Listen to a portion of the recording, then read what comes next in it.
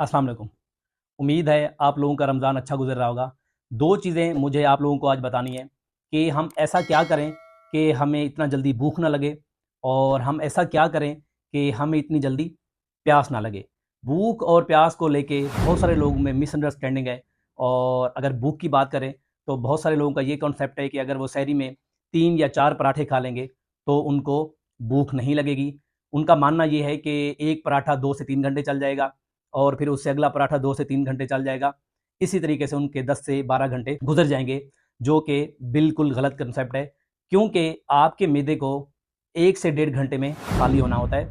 आप जो भी खुराक खाते हैं, जो भी इस्तेमाल करते हैं, आपका मैदा 1 से डेढ़ घंटे में उन्हें हज़म करता है और वो नीचे आंतों में भेज देता है और वहाँ से वो एब्ज़ॉर्ब होता है और आपके खून में आपको न्यूट्रिशन और जो मिनरल्स हैं, वो देता है। तो इसका मकसद ये है कि 3 या 4 पराठे खाने से आपको कोई इतनी पूरा दिन एनर्जी नहीं मिलेगी। हाँ, ये लाज़मी है कि आप जो खाना खा रहे हैं, वो एक बैलेंस्ड खाना हो, जिसमें कार्बोहाइड्रेट्स हों, प्रोटीन हो, लिपिड्स और फैट हो। तो जो कॉम्प्लेक्स कार्बोहाइड्रेट होते हैं, अगर वो आप लेंगे, तो उनका जो हाज़मा है या जो हज़म होते हैं, वो कम रफ़्तार में होते हैं। तो और प्रोटीन भी ऐसे है, फैट भी ऐसे है, तो ऐसे है कि अगर आप चिकन या गोश्त का सालन लेंगे और अगर आप पराठा लेंगे जो कॉम्प्लेक्स कार्बोहाइड्रेट है, वो भी ऐसे कि अगर चक्की वाले आटे का आप पराठा लेंगे, तो वो थोड़ी देर बाद हज़म होगा। तो पराठे को लेके आप ये समझ सकते हैं ये कॉम्प्लेक्स कार्बोहाइड्रेट्स हैं, तो इनको हज़म होने में टाइम लग सकता है। लेकिन ऐसा कोई कॉन्सेप्ट नहीं है कि अगर आप 4 या 5 पराठे लेंगे और वो पूरा दिन आपको भूख नहीं लगेगी।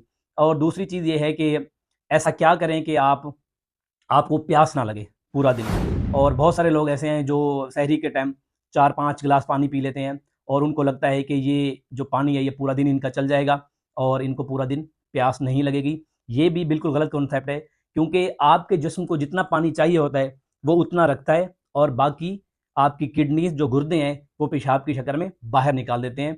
ज़्यादा पानी पीने से यही तो होगा कि आप बार-बार वॉशरूम जाएँगे, क्योंकि ये जो क्वालिटी है कुछ जानवरों में तो हो सकती है, जिस तरह के ऊँट है वो पानी स्टोर कर लेता है, लेकिन इंसान के अंदर ऐसी कोई क्वालिटी नहीं है कि वो पानी स्टोर करें।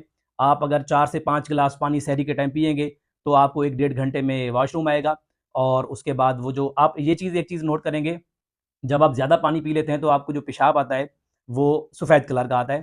तो आपके गुर्दे जल्दी से उसको बाहर निकाल देते हैं आपके जिस्म से और उसके बाद क्योंकि आपके गुर्दों को ये चीज़ नहीं पता कि आपने अगले 3 या 4 घंटे या 8 घंटे बाद पानी पीना है, अगले 8 घंटे में आपने पानी नहीं पीना और आपको रोज़ा है।